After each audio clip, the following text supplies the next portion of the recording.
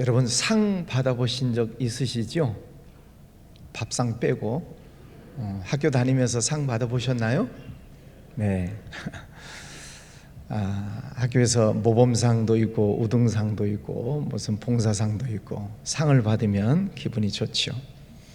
또 회사 다니시는 분들 회사에서도 상 받아보셨나요?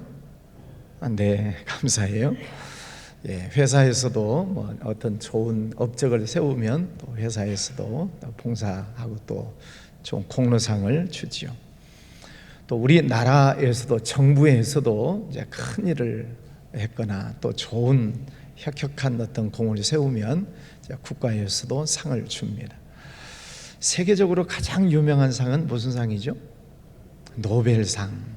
예, 노벨상에 여러 가지 상이 있습니다만 또 노벨 평화상이 있습니다. 우리나라에서는 유일하게 김대중 대통령께서 노벨 평화상을 받으셨죠. 평화라고 하는 것이 참 중요하지요. 왜냐하면 평화롭지 않기 때문에 평화상이 있는 것입니다.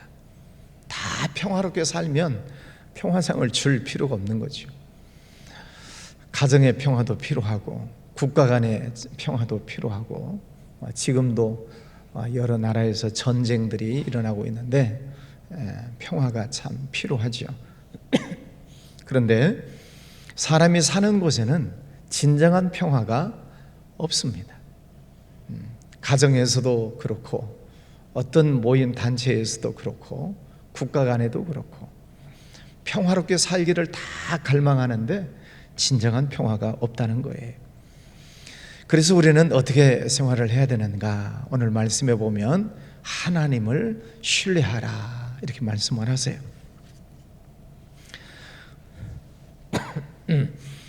4절에 보면 너희는 여호와를 영원히 신뢰하라. 주 여호와는 영원한 반석이심이로다. 하나님을 믿고 의지해라 하는 것입니다. 다시 말하면은 사람을 의지하지 말아라 그런 뜻입니다. 사람 인자를 보면 사람과 사람이 서로 의지하고 사는 것이 당연한데 믿고 의지하지 말아라. 사람들 속에 끝까지 우리를 도와주고 우리를 보호해 줄 사람들이 없어요. 친구들도 때로는 배신을 하고 또 믿었던 사람으로부터 또 배신을 당하기도 하고 부모님 자녀들을 끝까지 사랑하시고 책임지시는 것 같지만 부모님도 극한 상황에서는 어쩔 수가 없어요. 인천의 모 호텔에서 화재가 발생해서 많은 분들이 또 생명을 잃고 또 다치는 그런 일들이 있었습니다. 뉴스에서 계속 나오는 이야기를 들어보면 그 중에 한 자매가 있었죠. 간호사. 죽기 직전에 엄마에게 전화를 했어요. 지금 화재가 나서 내가 죽을 것 같습니다. 숨을 못 쉴 것 같습니다. 그 말을 들은 엄마가 얼마나 놀랐겠어요. 멀리 떨어져 있고 달려갈 수도 없고 그리고 연락이 끊기고 그냥 그만 희생되고 말았습니다. 부모님이 어떻게 해줄 수가 없어요. 그 상황 속에서 어떻게 오늘 하나님의 말씀은 사람을 의지하지 말아라. 이사야 2장 22절 말씀에 보면 너희는 인생을 의지하지 말아라. 그의 호흡은 코에 있나니 새말 가치가 어디 있느냐. 인간이 연약하다는 것입니다. 인간의 지혜가 대단한 것 같지만은 한계가 있습니다. 또 사람의 능력이 또 대단한 것 같기도 하지만은 그러나 또 한계가 있습니다. 사람은 완전치 못하다는 것입니다. 많은 사람들이 돈을 의지하려고 합니다. 그래서 돈을 더 많이 벌고 더 많이 쌓아놓고 살려고 애를 씁니다. 돈 많으면 좋지요. 그러나 돈이 끝까지 자기를 지켜주지 못해요. 그렇다고 뭐 필요 없다 그런 뜻은 아닙니다. 결국 성경에서 우리에게 말씀하고 있는 것은 영원하신 하나님을 신뢰해라 그것입니다. 내가 하나님을 신뢰하는 게 뭐예요? 하나님은 우리의 예배를 받기에 합당하신 하나님.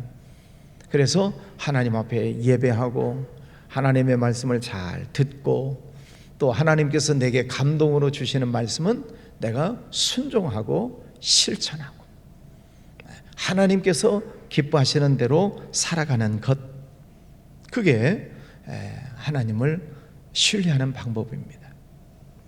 오늘 3절 말씀해 보면 주께서 심지가 견고한 자를 평강하고 평강하도록 지켜주신다. 심지가 견고해야 된다. 우리 어린이들은 호롱불 안 써보셨죠? 호롱불에는 심지가 있습니다. 촛불은 켜보셨죠?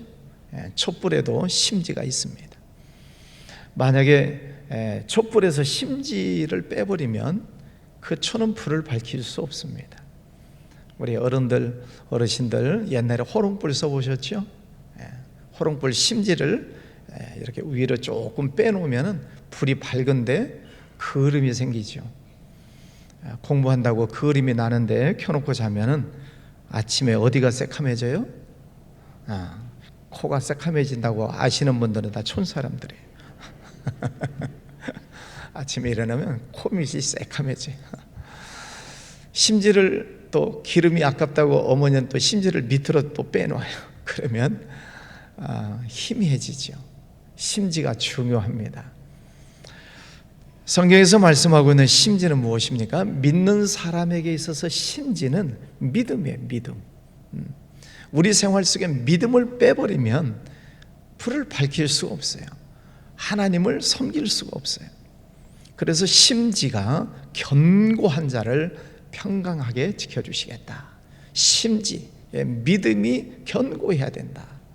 믿음이 견고하다라고 하는 말은 흔들리지 않는다는 거죠. 우리 용비어천가 아시죠?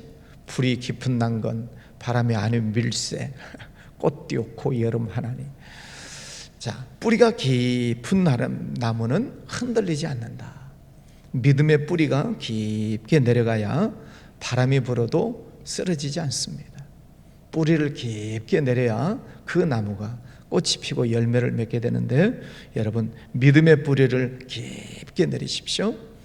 하나님을 신뢰하는 그 믿음을 굳건하게 세워가는 것입니다.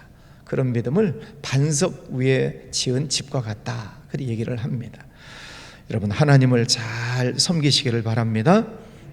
하나님을 잘 섬기는 보이는 방법은 예배를 열심히 잘 드리는 거예요. 하나님은 예배하는 자를 찾으신다 그랬으니까 예배 시간에 빠지지 마시고 또 성경 공부도 하시고 성경도 많이 외우시고 또 찬송도 많이 하고 기도도 열심히 하시고, 이게 하나님을 신뢰하는 방법이에요. 두 번째 9절 말씀 봅니다. 밤에 내 영혼이 주를 사모하여 싸운즉 내 중심이 주를 간절히 구하오리이니. 밤에 내 영혼이 주를 사모합니다. 하나님을 얼마나 사모하는지, 밤에도 하나님을 만나기를 사모한다는 거예요. 우리 청년들 애인 있나요? 우리 부모님들이 이제 청년들이 자라나면 얘가 사귀는 애가 있나 없나 이렇게 살펴보시죠. 방법은 간단해요. 쉬는 날 휴일에 집에 붙어 있으면 없는 것이고, 휴일날 새벽부터 나가면 누군가 있는 거예요. 그죠? 밤에 늦게 들어오면 누군가 있는 거야. 왜? 서로 좋아하면, 서로 사랑하면 밤이고 낮이고 하여튼 서로 만나기를 원해요. 그게 사랑하는 마음이에요. 서로 만나보고 싶고 또 대화하고 싶고 같이 맛있는 것도 먹고 싶고 선물도 주거니 받거니 하고 싶고, 그게 사모하는 마음, 사랑하는 마음이에요. 하나님을 신뢰해라 그랬는데 이번에는 하나님을 사모해라. 하나님을 사모하면 만나기를 원한단 말이에요. 하나님과의 만남의 시간은 예배 시간이에요. 영적으로 하나님을 만나는 거지. 사랑하면 서로 대화를 하고 싶어 해요. 만나서도 대화하고 헤어지면 또 전화를 해서 또 대화하고, 하나님을 사랑하면 기도하는 거지요. 내가 얼마나 하나님과 자주 기도하는가? 그게 하나님을 사모하고 사랑하는 마음이 나는 얼마나 대화하고 있나? 또 정말 사랑하는 사람은 무슨 말을 하든지 다 들어줘요. 결혼 전까지 일이겠지만 무슨 얘기를 해도 다 들어줘요. 사랑하면. 여러분이 정말 하나님을 사랑하신다면 하나님께서 어떤 명령을 하시든 성령께서 어떤 감동을 주시든 아멘입니다. 하나님 어떤 말씀이시든 아멘입니다. 깊은 데 가서 그물을 내려라, 아멘입니다. 너는 새벽같이 나에게 와라, 아멘입니다. 하나님을 사랑하면 무슨 말씀을 하시든 아멘 하는 거죠. 15절에 보면 여호와여 주께서 이 나라를 더 크게 하셨고 이 나라를 더 크게 하셨나이다. 하나님을 정말로 사랑하고 하나님을 만난 사람은 그 하나님과의 사랑의 관계 속에서 하나님께서 크게 해주시고 더 크게 해주시는 그 하나님을 경험해요. 아까 사랑이라고 하는 단어를 가지고 말씀을 드렸는데 갈수록 사랑이 더 커지는 거죠. 어떤 일이 있어도 더 사랑하는 마음이 강해지는 거죠. 하나님께서 그 사랑하는 자에게 하나님께서는 은혜를 주시고 더 큰 은혜를 주시고 하나님께서 축복을 해주시고 더 축복을 해주시고 히브리서 말씀에 보면 하나님이 아브라함에게 번성하게 하고 또 더 번성하게 하고 갈수록 더 큰 은혜를 주신다는 그런 말씀입니다. 여러분 주를 사모한다. 하나님을 더 많이 사랑하시기를 바랍니다. 세 번째 16절 말씀 봅니다. 여호와여 그들이 환난 중에 주를 앙모하여 싸우며 주의 징벌이 그들에게 임할 때 그들이 간절히 주께 기도하였나이다. 하나님의 백성들인데 환난이 있다는 거예요. 또 징벌이 있다는 거예요. 우리가 때로 살다 보면 우리 인간이 다 부족함이 많지요. 실수도 있고 연약함이 다 있습니다. 우리가 하나님을 섬긴다고 말은 하지만 완벽한 사람이 누가 있겠어요? 부족함이 많아요. 근데 하나님께서는 그때마다 우리를 깨닫게 하시고 또 새롭게 고치게 하시는 그런 일들이 있어요. 여러 가지 환경을 통해서 하나님은 우리를 깨닫게 하세요. 그게 환난이라고 할 수도 있고 징벌이라고 할 수도 있고 제가 새벽마다 종종 말씀을 드리는데 하나님께서 우리를 깨닫게 하시는 방법들이 많아요. 처음에는 하나님의 말씀을 듣고 깨닫게 하세요. 양심의 가책을 통해서도 깨닫게 하세요. 또 옆에 있는 사람들이 하는 이야기를 잘 들어보셔야 돼요. 그들이 하는 말들 속에 하나님의 뜻이 있어요. 어떤 때는 하나님께서 꿈을 통해서도 말씀하세요. 야곱도 꿈을 꾸고 요셉도 꿈을 꾸고 그러잖아요. 다니엘도 꿈을 통해서도 말씀하세요. 하나님께서 우리를 깨닫게 하시는 여러 가지 방법들이 있는데 그 방법들을 우리가 그때마다 잘 깨닫는 거죠. 이스라엘 백성들 하나님께서 그렇게 많은 은혜를 주시고 축복해 주셨지만 깨닫지 못하는 때가 많아요. 그래서 어떤 때는 환난이 일어나기도 하고 어떤 때는 징벌이 일어나기도 하고 그것을 통해서라도 하나님은 깨닫게 하시기를 원하세요. 근데 진짜 믿음은 언제 알게 되는가? 환난이 있을 때, 또 징벌이 있을 때 진짜 믿음인지 가짜 믿음인지 바람이 불면 알게 돼요. 가을철이 되면 가을 곡식을 추수를 합니다. 벼 이삭을 또 추수를 합니다. 그럼 옛날 시골에서는 키질을 했어요. 키에다가 넣고 하면 쭉정이는 나가고 알곡은 들어와요. 키질 해보셨어요? 또 촌사람이라고 할까 봐서 대답을 안 하시네. 바람이 불면 쭉정이는 날아가고 알곡은 모아지는 것입니다. 우리가 신앙생활 할 때에도 때로 바람이 불어요. 이런 시험에 바람이 불기도 하고 뭐 여러 가지 어려움에 바람이 불기도 하고 사람들과의 관계 속에서 어떤 바람이 불기도 하고 이런저런 바람이 불어요. 그럴 때 흔들리지 않는 거죠. 끝까지 잘 자리를 잡고 뿌리를 내리고 거기에서도 꽃이 피고 열매를 맺는 신앙은 알곡 신앙이다 그럽니다. 그러나 바람이 불 때 날아가 버리는 것은 쭉정이에요. 겉으로 보기에는 똑같은 것 같은데 바람 불면 날아가 버려요. 진짜 충신은 언제 알아본대요? 나라가 어려울 때. 진짜 충신이 누구인가? 상록수는 언제 알아본다고요? 겨울에. 추운 겨울이 되어보면 진짜 상록수가 어떤 나무인지를 구별할 수 있는 것처럼 환난이 있을 때 또 어려움이 있을 때 진짜 믿음인지 아닌지를 알 수 있다. 그들은 그런 상황 속에서 하나님께 간절히 주께 기도하였나이다. 때로 우리가 살다 보면 이런저런 힘들고 어려운 일들이 있을 수 있어요. 진짜 신앙은 그때 기도한다는 거예요. 하나님 앞에 나와서 간절히 기도하는 사람, 그 사람이 진짜 믿음이다, 진짜 하나님을 의지하는 사람이다 하는 것입니다.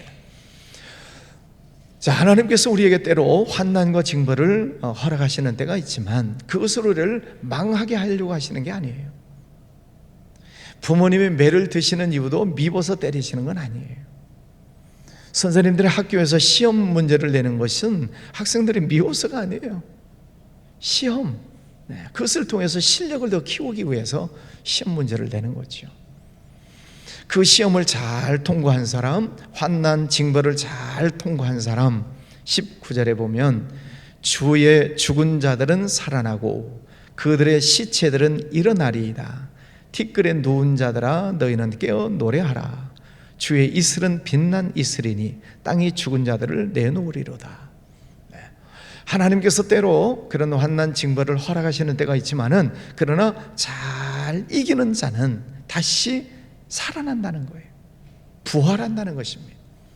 우리 기독교에서 가장 중요한 핵심적인 교리는 십자가의 죽으심과 부활이죠. 죄에 대해서는 죽고 의에 대해서는 다시 살아나는 십자가의 죽음과 부활, 이것은 우리 기독교에서 가장 중요한 교리예요. 사람들은 환난이 있고 어려움이 있으면 죽어버린다고 생각을 해요. 근데 그것은 기독교 신앙이 아닙니다.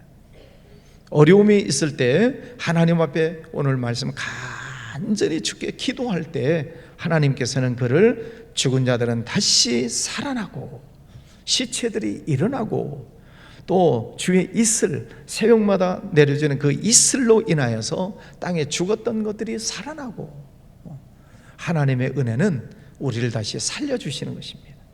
회복시켜 주시는 것입니다. 그래서 내가 하나님을 믿는다, 나는 하나님을 믿는 사람입니다 하는 사람은 때로 어려움이 와요. 하나님 믿는다고 어려움이 없는 건 아니에요. 어려움은 있지만은 뿌리를 내리고 흔들리지 아니하고 하나님을 다 신뢰할 때 하나님께서는 그를 다시 회복시켜 주시고 부활시켜 주시고 이슬이 땅의 모든 것들을 다시 살려주는 것처럼 그런 소망을 하나님께서 주신다는 말씀입니다. 이제 무더운 여름이 지나갑니다.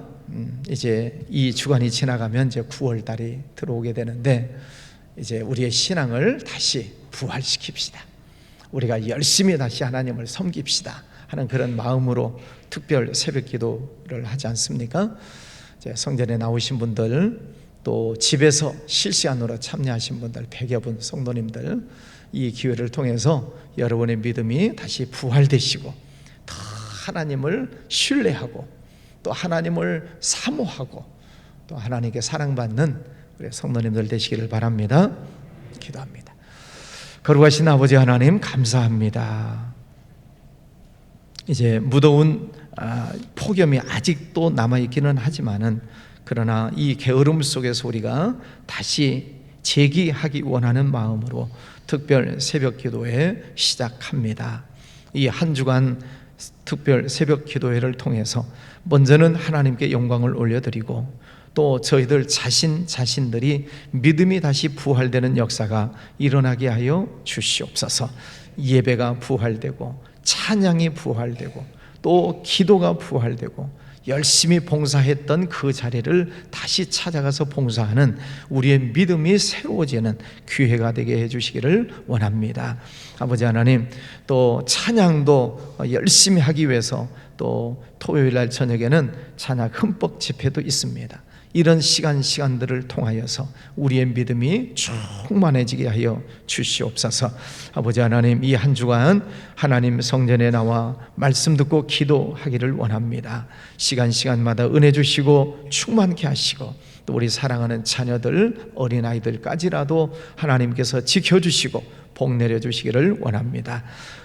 또 몸담고 있는 직장, 사업장, 모든 곳곳마다 하나님 복 주셔서 지혜롭게 하시고, 주님의 사랑하는 백성들 길을 열어주시고 하나님께 영광 올려드릴 수 있도록 우리의 삶을 늘 인도해 주시옵소서. 아버지 하나님, 또 개인적으로 올려드리는 기도 제목들이 있습니다. 가족들, 또 건강의 문제, 우리의 나라, 우리 교회, 또 세계 선교, 기도하는 모든 제목들 하나님 들어주시고 응답해 주시옵소서. 기환 예물 드리는 손길들 축복해 주시옵소서. 예수님 이름으로 기도하였습니다. 아멘.